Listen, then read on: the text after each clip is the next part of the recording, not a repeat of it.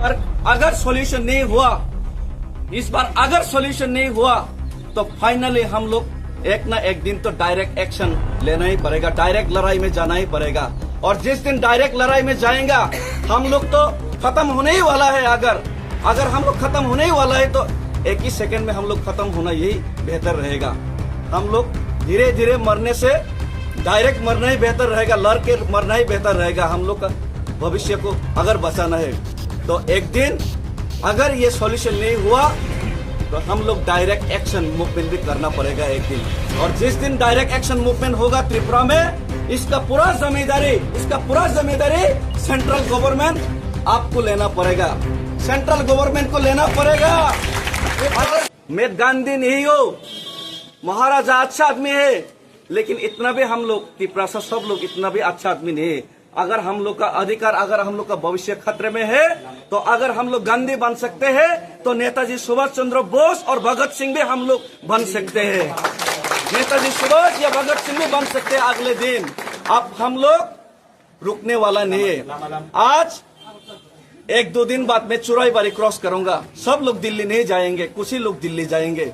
लेकिन मैं दिल्ली पहुंचने के बाद दिल्ली में अगर आप लोग का कान अभी भी बहरा है, आप लोग का आंख अभी भी बुझा हुआ है, तो आप लोग का आंख और आप लोग का सोया हुआ आप लोगों को जगाने के लिए, आप लोग का कान बहरा कान को सुनाने के लिए दिल्ली में जरूर हम आपसे डेपुटेशन, आपको मेमोरेंडम सबमिट करने से पहले मैं जरूर धरने में बैठूंगा। और जितना हो सके त्रिपुरा का लोग और सब लोग उस धरने में जाने के लिए मैं अपील करता हूँ। और हर एक लोग जो दिल्ली में नहीं जा सकता, पैदल नहीं जा सकता, लेकिन गांव-गांव में आप लोग प्रचार कीजिए कि इस बार आर पार का लड़ाई करेंगे। इस बार अगर सॉल्यूशन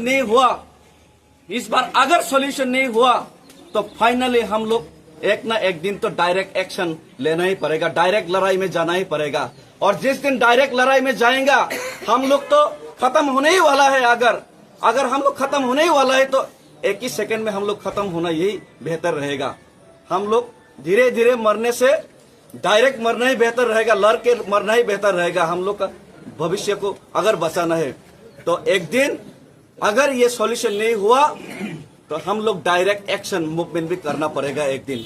और जिस दिन डायरेक्ट एक्शन मूवमेंट होगा त्रिपुरा में, इसका पूरा जिम्मेदारी सेंट्रल गवर्नमेंट आपको लेना पड़ेगा, सेंट्रल गवर्नमेंट को लेना पड़ेगा। अगर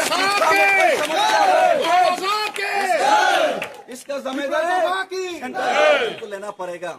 और मैं अपील करना चाहता हूँ कि आज ये मैं जो मार्च कर रहा हूँ, ये जो 2500 किलोमीटर का हिस्ट्रिकल मार्च, मुझे मालूम नहीं कि इतना बड़ा मार्च कोई शायद किया हुआ त्रिपुरा में, लेकिन ये मैं totally non politically as a Tiprasa बन के मैं ये मार्च कर रहा हूँ।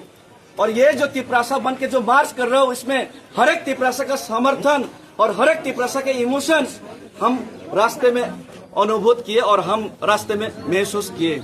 और मैं अपील करता हूँ, महाराजा मेरा साथ है। आज अनिमेश सर आया है, जगदीश सर आया है, एमडीसी धीरेन्द्र देबवर्मा आया है और एक दो एमडीसी भी आ रहा है। तो मैं अपील करना चाहता हूँ, हम लोग तिपरासा बन के जब लड़ाई करेंगे तभी हम लोग को आजादी और तभी हम लोग का डिमांड सॉल्यूशन मिलेगा।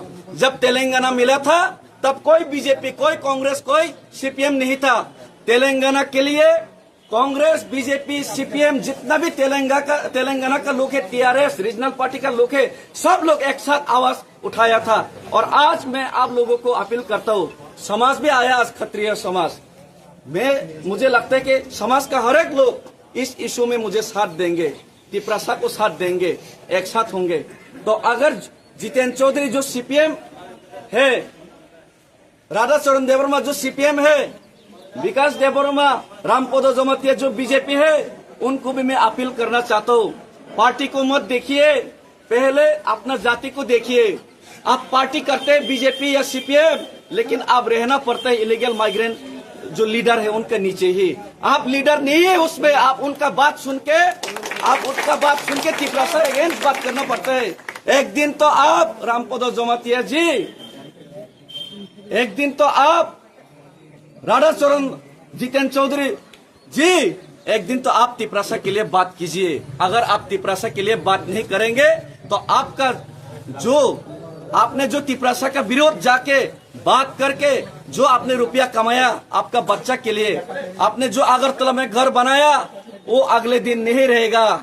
आप जिस दिन ये दुनिया छोड़ के जाएंगे उसके बाद आपका बच्चे लोग, आपका जो वंशज है उसमें राज नहीं कर पाएगा। एक दिन सब कुछ छीना जाएगा, ये आप लोग याद रखिए। इसीलिए मैं सबको अपील करता हूँ, इसमें कोई पार्टी मत देखिए। आप बीजेपी भी आइए, सीपीएम भी आइए, कांग्रेस भी आइए। दिल्ली में जब धरना देगा जितेंद्र चौधरी भी आइए, रामपदो जमातिया भी आइए, तभी हम लोग एक साथ करके जब लड़ पाएंगे तभी हम लोग ग्रेटर तिपरालन या तिपरासा एकॉर्ड इम्प्लीमेंट कर पाएंगे। और जब ग्रेटर तिपरालन तिपरासा एकॉर्ड होगा तब मैं रामपदो जी को मुख्यमंत्री बनाने के लिए ग्रेटर तिपरालन का मैं प्रपोज करूंगा।